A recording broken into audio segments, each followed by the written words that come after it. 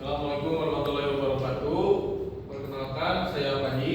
Saya Alwan. Kami dari kelompok 5. Di sini kami akan mempresentasikan mata kuliah bisnis dengan materi probabilitas dan statistika diferensial.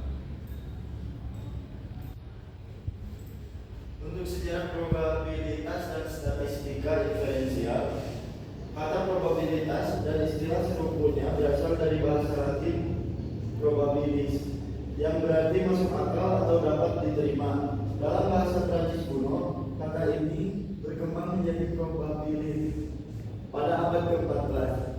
Penggunaan matematis istilah ini pertama kali muncul pada tahun 1718 pada abad 18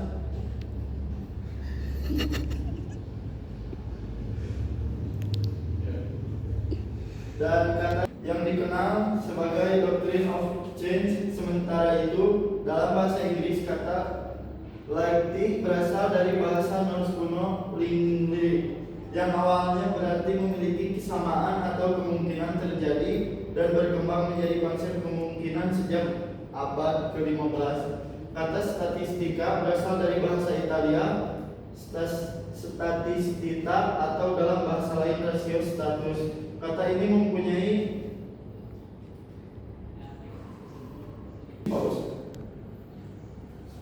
Kata statistika berasal dari bahasa Italia statistita, atau dalam bahasa lain rasio status. Kata ini mempunyai persamaan arti dengan kata state dalam bahasa Inggris atau stats dalam bahasa Belanda, dan statistik dalam bahasa Jerman. Kata-kata tersebut yang diterjemahkan dalam bahasa Indonesia sebagai negara telah terdapat dalam karya William Shakespeare yang termasyhur, yang berarti statistika diferensial, yaitu statistik yang menyediakan aturan-aturan atau cara penarikan kesimpulan atau disebut conclusion yang bersifat umum dari sekumpulan data dan sampel yang telah diolah.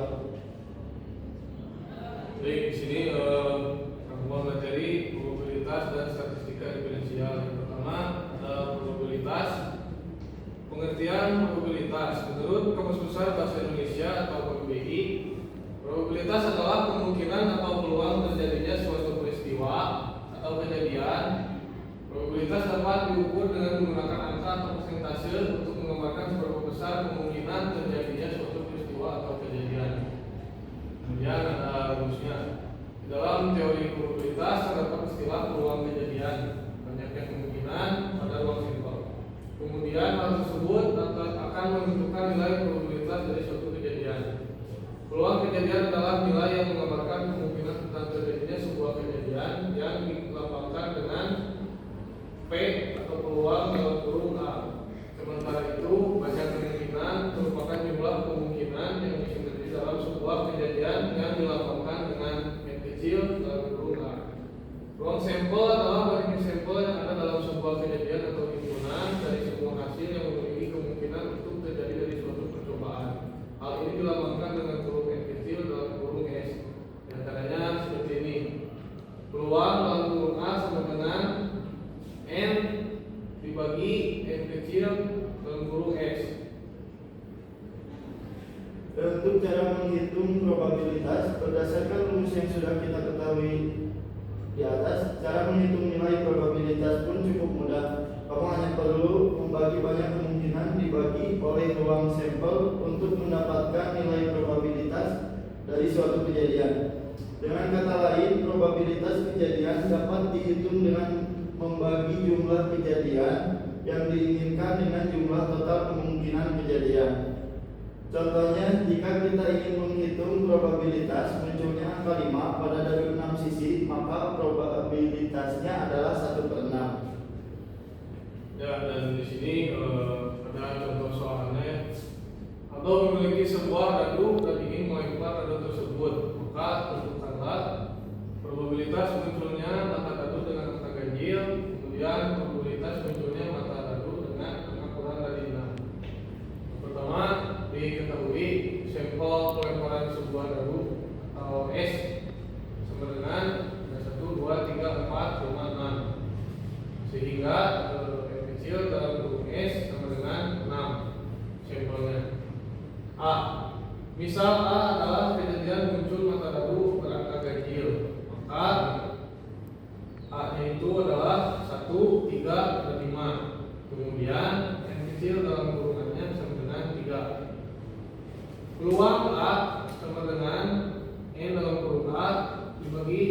kecil dalam kurung S. Berarti 3 dibagi 6 sama dengan 1/2 atau setengah. Jadi nilai probabilitas munculnya mata dadu yang mata ganjil adalah 1/2. Kemudian B, misal B adalah kejadian muncul mata dadu berangka kurang dari 6, maka B adalah 1, 2, 3, 4, dan 5. Nilai N kecilnya adalah 5. Kemudian rumusnya peluang dalam kurung B sama dengan N kecil dibagi N dalam kurung S. Hasilnya 5/6. Jadi nilai probabilitas munculnya mata dadu dengan angka kurang dari 6 adalah 5/5 atau 5/6. Dan untuk statistika inferensial adalah cabang dalam ilmu statistik yang bertujuan untuk menarik kesimpulan mengenai suatu populasi berdasarkan data sampel yang telah diteliti. Dalam bidang ini dibahas berbagai metode untuk menyusun estimasi parameter, menguji hipotesis, serta membuat prediksi berdasarkan hubungan antara beberapa variabel dan analisis tingkat keterkaitannya menurut Yarwanto 2001. Komponen utama statistika inferensial yang pertama estimasi parameter, estimasi titik, menentukan nilai titik untuk parameter populasi seperti rata-rata sampel sebagai estimasi rata-rata populasi, dan estimasi interval atau confidence interval menentukan tentang nilai yang mungkin mengandung parameter populasi dengan tingkat keyakinan tertentu. Dan untuk yang kedua, pengujian hipotesis. Hipotesis nol atau tidak ada perbedaan atau hubungan. Hipotesis alternatif, ada perbedaan atau hubungan. Dan untuk uji statistik digunakan untuk memeriksa kebenaran hipotesis. Dan yang ketiga, analisis hubungan antar variabel. Ada korelasi, mengukur kekuatan hubungan antar dua variabel, dan regresi, memprediksi hubungan antara variabel bebas dan variabel terikat. Untuk contoh penerapan statistika inferensial, yang pertama ada bisnis, memeriksa apakah strategi pemasaran baru meningkatkan penjualan. Dan untuk kesehatan, menguji efektivitas obat baru dengan sampel pasien sebelum diproduksi massal. Dan untuk pendidikan, menganalisis apakah metode pembelajaran baru meningkatkan nilai ujian siswa. Nah, kemudian di sini ada rumus dan soal yang mungkin mudah dipahami.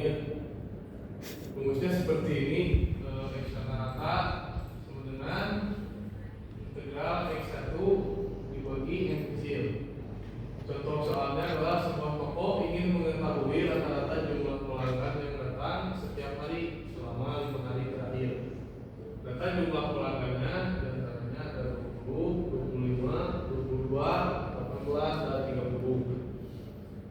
Pertanyaannya berapa rata-rata jumlah pelanggan per hari? Nah, untuk penyelesaiannya seperti ini. X sama dengan jumlah pelanggan yang berdasarkan datanya ditambahkan semua, 20 tambah 25 tambah 22 tambah 15 tambah 30 dibagi harinya itu selama 5 hari sama dengan 115 bagi 5, hasilnya 23. Jadi rata-rata jumlah pelanggan per hari adalah 23 orang. Dan untuk studi kasus dan kutipan beritanya, hasil akhirnya perhitungan suara oleh Komisi Pemilihan Umum Daerah Provinsi DKI akan diumumkan pada Jumat 20 Juli 2012. Hasil sementara lewat quick control, perhitungan atau disebut dengan perhitungan cepat, telah dilakukan oleh beberapa lembaga survei sebelum pilkada berlangsung. Telah banyak lembaga survei melakukan survei tentang siapa yang nanti akan menang dalam pilkada tersebut.